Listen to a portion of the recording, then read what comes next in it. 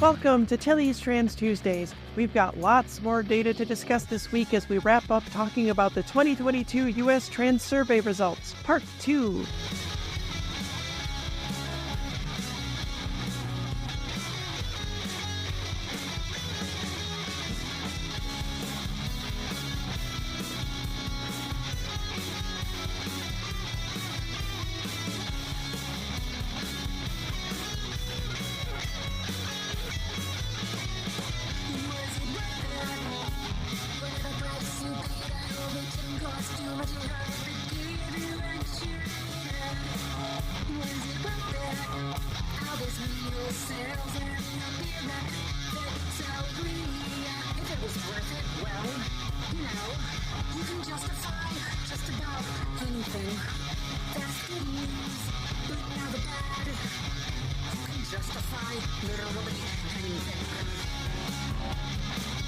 Hi, I'm Tilly Bridges, your host, and I'm joined by my writing partner, my best friend, my wife, our token cis representation, the only human I'd say I have 100% satisfaction with, Susan Bridges. 100%, huh? Well, yes. I don't know. I'm going to have to challenge that a little bit. Our returning guest is Charlie Hutchinson, a polyamorous trans femme non-binary social worker intern. After teaching middle and high school mathematics for over 2 decades, Charlie socially and medically transitioned in 2021 and has been working on completing their Master of Social Work. Charlie currently interns at the Gender Health Center in Sacramento, California, under the supervision of Dr. David Nyland, where she works with LGBTQ+ and BIPOC clients and participates in community advocacy. Her areas of focus are gender nonconformity, neurodivergence, and non-monogamy. Welcome back, Charlie. It's good to be back. Okay, so in that bio, and as you talked a little bit about in the last episode, you were a math teacher before your big career change. And did you come out while you were still teaching? How did that go? Yeah, how was that? So I taught math for 23 years. That's a long time. 18 years at a middle school, and after that at a high school. And in the summer between leaving school in May of 2021, coming back in August of 2021, I began my transition. I started the HRT. I started the process to change my name. And so when I came back in the fall, I was using my new name, using my new pronouns, and wearing gender-affirming clothing. And these were students that I had seen from the middle school through the high school. So many of these students had been in my class for 5 or 6 years at that point in time. How did they respond? How did it go? The kids overwhelmingly responded very positive. Excellent. I swear a few of them just shrugged and said, yeah, that makes sense. Sure. But I got the most positive affirmation from students that were in my class. That's really great. I love the sort of nonchalant responses. That's what we got from our kid when I came out to him. I just, was like, oh, I know you learned about trans people in school and I'm trans and I'm going to start transitioning. And he was like, okay, that was it. He didn't care at all. And I was like, that's kind of beautiful because that's how it should be, right? So, oh, okay. It's like, I have red hair. All right. Good for you. I'm left-handed. Okay. It shouldn't matter that much. And so I think there's something really beautiful in that.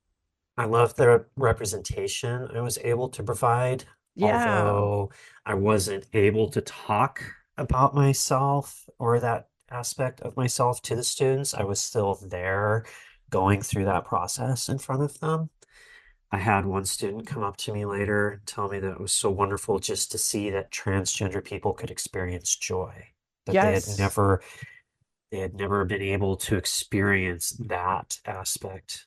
Yeah, I think that it's really important. I've talked many times about how important it is for us to be visible and out if it is safe for us to be so, because it helps so many other people, like just being their teacher as an out trans person, you're giving them such a good example of how it's okay. You can transition and you can still have your job. You can still do what you want to do. You can still exist and be happy. And that kind of representation, like you mentioned, we didn't have that. We didn't have anything. And just seeing that, knowing that it's possible helps so many people. So I'm so glad that it went so well for you and that you were there for them. That's really cool. Okay, so for you, what has been the most surprising thing about your transition?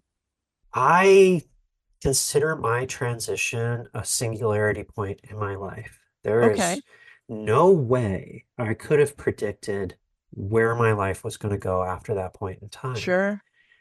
At the time, I was committed to being a teacher, but the problems that I found in my class and general society, compounded. And Yeah. once I was free of my own dysphoria, I found myself realizing that most of my life had been on autopilot. Yeah. I have recollection of the 20 years from college to my transition, yet if I look back on it, it's like, how was that 20 years? That could all have been compressed into like 4 or 5 years. There's but I was just autopilot and just doing things automatically without really thinking or asking myself what it was I wanted to do. I Yeah. ultimately ended up getting divorced, and following that, I pursued my own interest in polyamory. I'm now in multiple committed relationships with people across the country. I have been traveling to different cities and different states. I never would have done any of those things. So, what is the most surprising? I think the most surprising is that when I originally transitioned, I told people it's still me, I'm still the same person. But that wasn't true. I didn't know who I was yet. That Sure. was the most surprising thing for me. Yeah. It's amazing how much changes, not just outside of the way you're perceived by people and all of those things that you sort of expect are going to happen. But I had this thing happen where in like social events, I would always be so uncomfortable because I didn't want to be seen. I didn't want to be perceived and have to put on that mask and try to pretend to be a guy that I didn't know how to be. And once that was gone and I got to just be myself, I found going to like events with people I didn't know kind of exciting because I get to meet new people and learn new things about them. And I never in a million years would have thought that that could have possibly happened. I thought this is just how I am. I don't like meeting new people. And that was not true at all.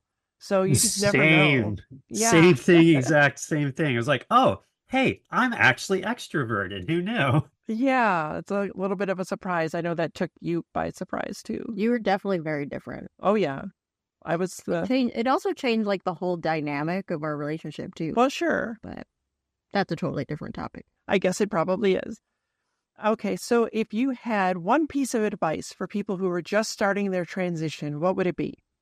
Usually the question is one piece of advice for myself in the past, and it would Well, have it could been, be. and I it would mean, have been tell yeah. somebody. I kept secrets that I never should have. So, one piece of advice for people that are just starting your transition: you're going to learn new things and you're going to make mistakes, and that's Yeah. okay. And that doesn't mean you're a failure.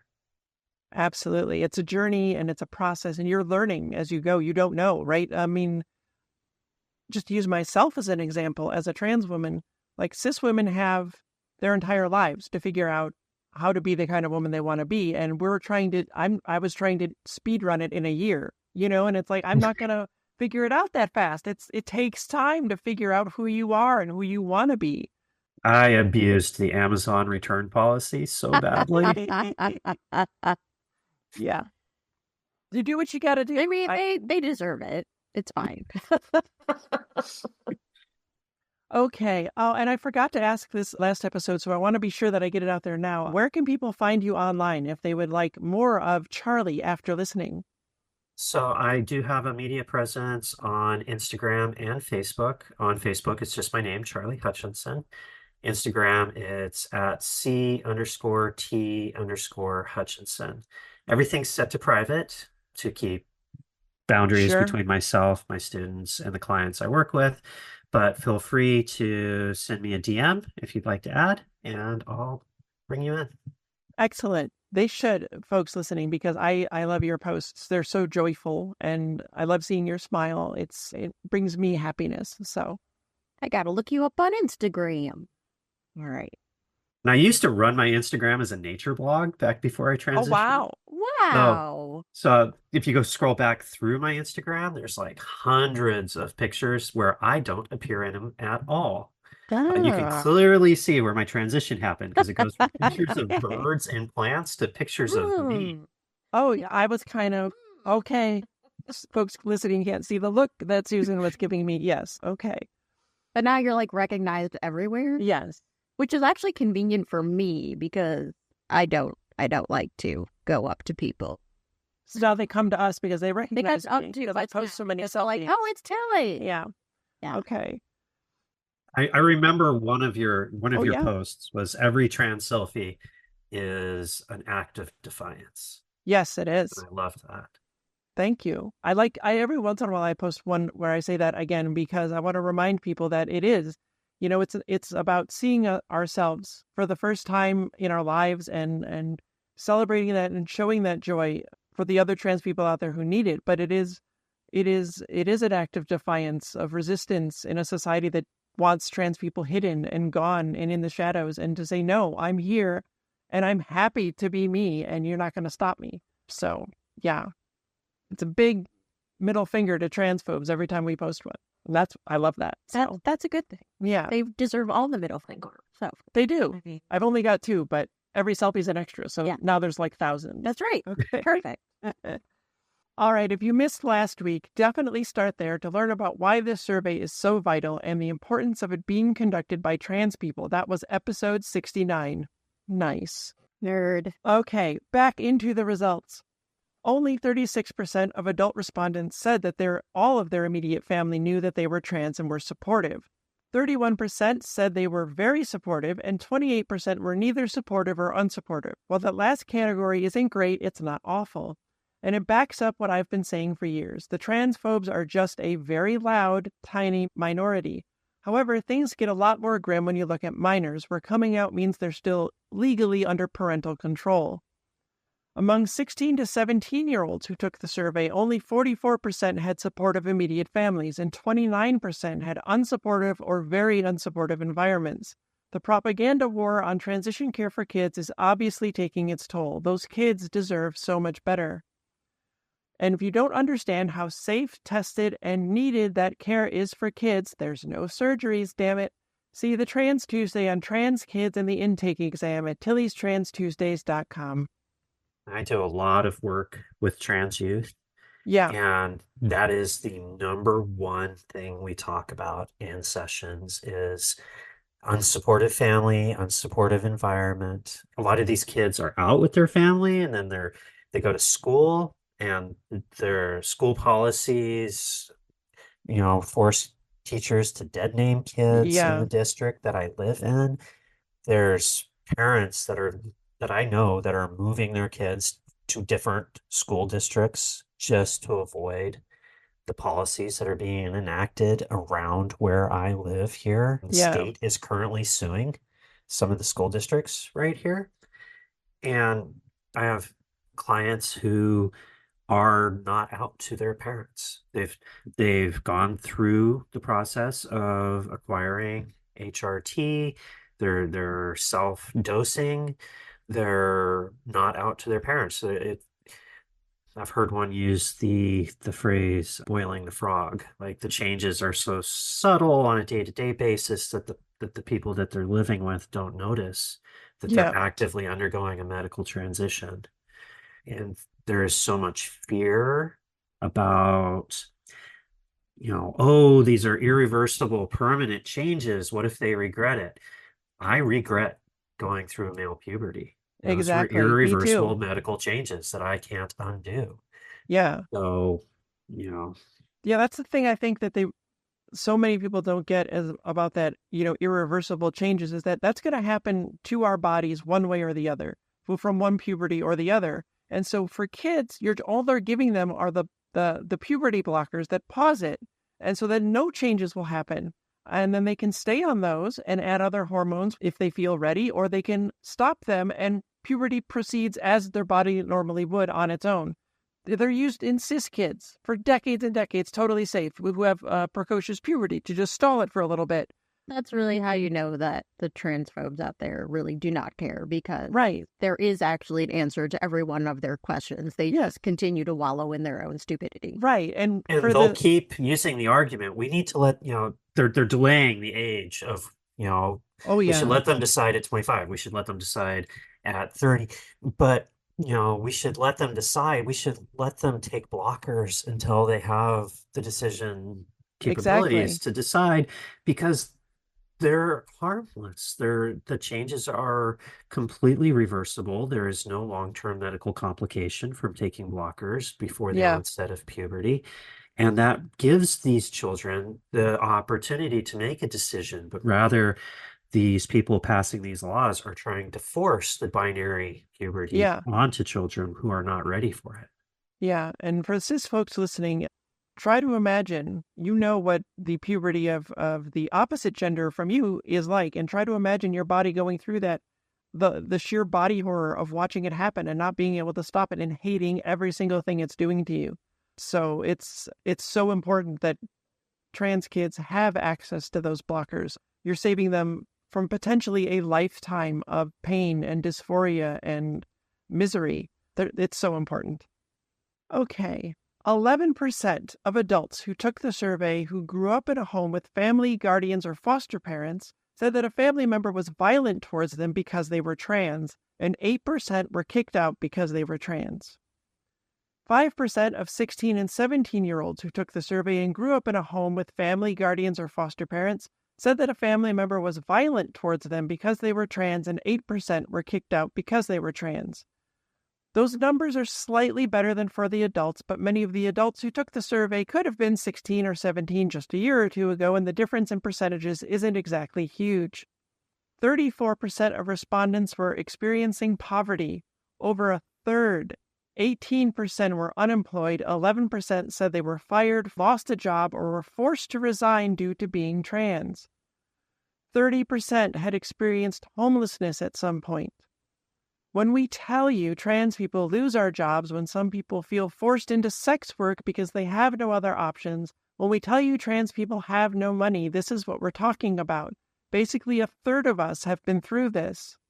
In the prior year, 4% had been denied access to a public bathroom, and 6% had been verbally harassed, physically attacked, or experienced unwanted sexual contact in public bathrooms. Compare that 6% with the amount of assaults cis legislators claim trans women make in bathrooms, 0%, and you can empirically see they're fighting a made-up problem to drum up bigoted support instead of protecting the people who are actually assaulted in there. There's an article about how entirely fictional the entire quote-unquote bathroom debate is in the show notes. And it's always presented as trans women going into the bathroom and creating this unsafe environment. Yet, if these laws are actually followed, what you're going to end up with is a bunch of trans men in the women's bathroom. Right. And trans these trans men look like men. Yep. They sure do. Yeah, that's a thing that we've talked about before. It was in the episode on the erasure of trans men. And part of that happening to them is in all of these laws where people completely ignore the existence of them as if they're not a thing, because by forcing trans women into the men's room, you are forcing trans men into the women's room. And I think a lot of cis women would be much more uncomfortable with that. So I've definitely seen someone online who has infiltrated some of these Facebook groups of transphobes and that exact situation happen and be like, they didn't know what to do. Right. You caused this. It's your and it's like, you're so close to getting it. So close. You're so close. 9% said they were denied treatment or service in the past year due to being trans. 30% said they were verbally harassed in the last 12 months because of their gender identity or expression. 39% said that they were harassed online. 3% said that they were physically attacked in the last 12 months because of their gender identity or expression. Keep in mind those stats are for the year prior to filling out the survey, and things change. When I filled out the survey, I reported that I'd not been verbally harassed in the year prior, but I was in the year following when I ran into a horrible bigot on my way to one of the WGA strike pickets. It was horrible. At 9:28 a.m. on July 31st, 2023, I posted, "Going to the WGA picket at Universal and just experienced a horrid, really loud, vocal bout of transphobia from someone passing by, not part of the picket. Super start to the day, love to be hated for existing." I talked about the otherwise largely positive experience of being out on those strike lines in the summer of 2023 in the Trans Tuesday on Proactive Allyship, which was episode 35 of this podcast. What's your experience with that been, Charlie? Have you been able to escape bigoted harassment from strangers in public? One of the more interesting experiences I had was literally having somebody hanging out the side of their best friend's ride trying to holler at me. Oh, no. It's like, oh my gosh, I'm living in a song. I've had people, it's almost never face to face. It's almost always people driving by will shout things at me, or I will get an intense amount of harassment online. Yeah. Prior to closing my social media account, I would receive regularly daily reports that people had been flagging me for, I think it's on Reddit. You get somebody has reported you for, that they're concerned for your well-being. And so I would frequently get those. People would follow me with clearly transphobic names for accounts that they had created. So Yeah. I'd have people following me called "You Are Not a Woman" Yep. or things I've like had those. that. Yeah. I would regularly receive messages from people telling me that I'm mentally ill, sick, that I should never be allowed around children, that I should go kill myself, these Yeah. sorts of things. So I've been constantly subjugated to that. I've also been fetishized online. Oh, yeah. I would regularly receive sexually explicit content All just the because time. I am a trans woman. Yep. Yeah. For folks listening, there is a Trans Tuesday on the fetishization of trans women that you can find at TillysTransTuesdays.com. But I will warn you before you go look that up that I include a lot of examples. And so some of it is very difficult to read because we get treated really terribly by so many people. 70% of respondents in the survey said they'd feel varying degrees of uncomfortable asking police for help. You can count me among them. And 62% said that was because of being trans. Again, count me among them. Trans Equality has a paper on, in their words, the, quote, epidemic of anti-trans violence trans people experience at the hands of police. You should maybe give it a read if those numbers were surprising to you. Find it in the show notes. 48% said none of their identification, driver's license, birth certificate, passport, had the name they wanted on it, and 20% said they only had the name they wanted on at least one ID.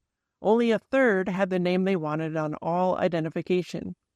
59% said none of their ID had the gender they wanted. 23% said only some ID had the gender they wanted, which means some of their ID has the right gender, some has the wrong one, and just imagine what that's like.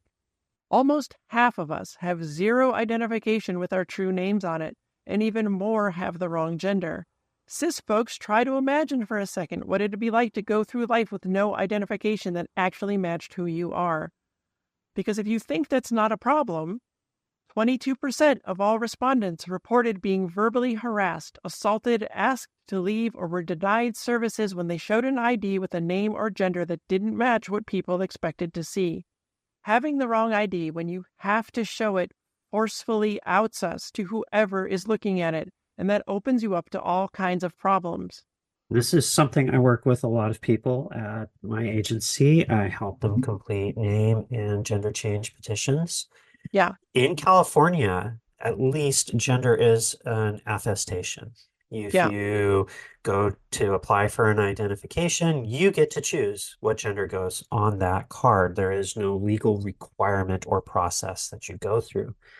A lot of the times we'll advise people that are coming in to only complete the name change process, because if you do the name and gender change, that goes onto a court record that can be looked up in the future.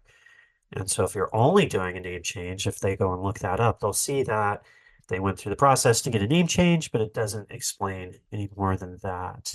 Yeah. So that's also a concern, is that, the Attorney General and Lieutenant Governor of Texas have been trying to subpoena records. Right. There's the same's been happening in Florida, where they've been trying to subpoena DMV records to try and look up name changes. And so if you get that associated at the same time with the gender change, that outs you, even if you've gone through all of the proper channels. So kind of looking to hopefully future-proof that.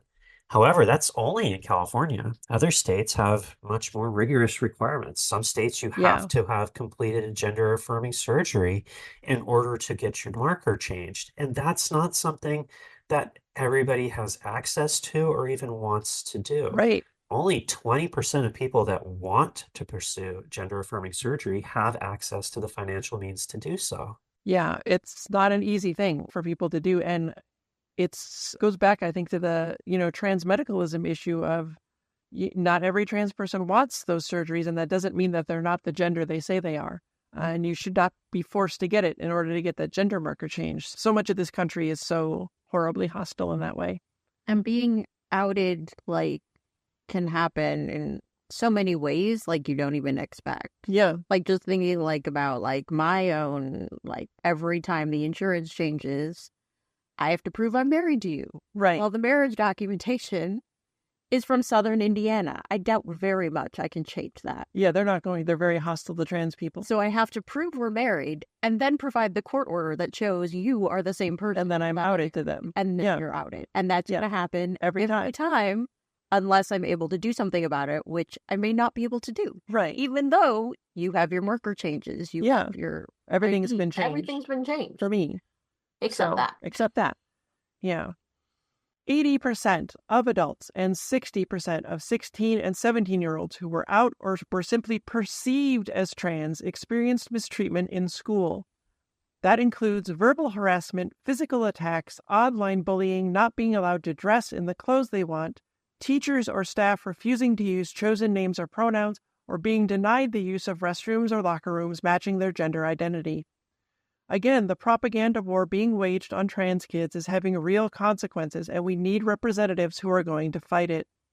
And this also affects cis people. It sure does. Because they're being harassed when people think they might be trans. Yep. Even like a woman with a short haircut. Yeah. Like, it's gender policing. It is. The dumbest thing in the world. I mean, there are cis women who have strong jawlines or broad shoulders or who don't want to shave their legs, and people are gonna, it's all about, upholding the cis heteronormativity. Hormonal conditions like PCOS, where women do grow some facial hair. Yeah. And it's like, come on, guys. Just let people pee. That's very hard for them to... Try to better yourself in some way. Stop being concerned about everyone around you. That's my message. Learn a language. Take a painting. I don't know. Just anything else. Anything else. Leave us alone. 47% thought about moving to another state because their state government considered or passed laws that targeted transgender people for unequal treatment, such as banning access to bathrooms, healthcare, or sports. 5% had actually moved. The top 10 states trans people left due to discriminatory laws were Alabama, Arizona, Florida, Georgia, Missouri, North Carolina, Ohio, Tennessee, Texas, and Virginia. Sadly, I think there's no surprises there. That is the end of the early insights from the 2022 U.S. Trans Survey. I hope it's given you a window with proof into the kinds of things trans people are dealing with and begging cis folks to help fix. Did you have any thoughts on the survey results overall, Charlie? Were they what you expected, or is there anything that really surprised you? I found the results aligned really closely with what published research has been saying, that gender affirming care saves lives. Access to gender affirming care saves lives. That the regret rate is so incredibly low compared to any other medical procedure. That if this wasn't challenging to the heteronormativity of society, that it would be upheld as like one of the greatest medical treatments ever discovered. Yeah. The idea that people need to prove who they are is challenged by this survey. The people fundamentally understand their own identity and shouldn't have to validate it to everybody else in order to get access to gender affirming care and services. That there are more people out there than anybody really suspects. 48% of people in the United States claim they do not know a transgender person personally. Statistically, that's impossible.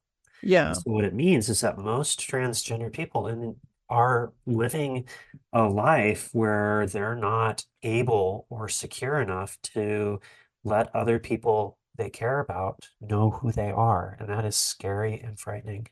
Yeah, it means that they don't feel you're safe enough to come out to, or the conditions. If you look at, again, the numbers from the harassment that people have experienced and the denial of services that they need, just from this survey, how dangerous it is to be out in some parts of this country. It's really, really a scary thing for them, and it shouldn't need to be. The percentage of trans people in the United States is roughly the same as the percentage of people who have red hair. So if you know somebody who has red hair, you know somebody that's trans. You just might not know it. Yeah. They might not know yet, or they may, and they just haven't told you. So everybody's got some trans people in their life somewhere. So if they haven't, told you that they're trans yet, think about maybe why that is and what you can do to make that better for them. As part of my advocacy, whenever anybody asks what they can do to be a better ally, I borrow the language from the Black Lives Movement, that to be an ally is to be a verb. You need to perform actions. It's not something that you can stand by and watch. Right. It's a thing you do, not a thing you are. Thank you for being here, Charlie. Absolutely. I'm glad to be here. These results are pretty sobering, but give us the kind of data we need to push for policy changes and fight for equal rights for trans people. Trans rights are human rights, but we cannot get them if cis people don't make it happen. Cis people who live in those top 10 worst states or who are appalled by what you heard in this report, what are you doing to make it better for trans people? There aren't enough trans people to stop these laws on our own. We cannot affect political change on our own. There aren't enough of us. We are too small a part of the population.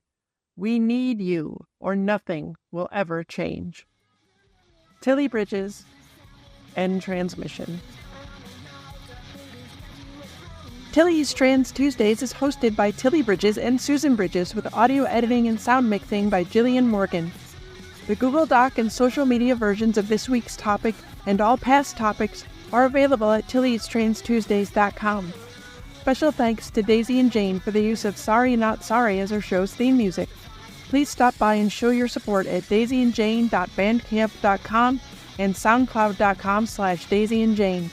You can find me at Tilly Bridges on Blue Sky, Twitter, and Hive, on Mastodon at TillyBridges at mastodon.social, at facebook.com/TillySBridges, and on Insta and Threads at Heck Yeah Tilly Bridges.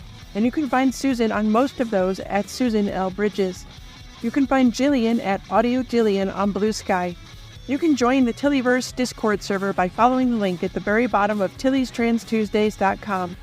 We hold regular watch parties for the Matrix films and other trans movies, where I do a live Q&A, and it's blossomed into a wonderfully supportive, compassionate, kind community of friends. We'd love to have you join us. For more information, visit pendantaudio.com. Thanks for listening.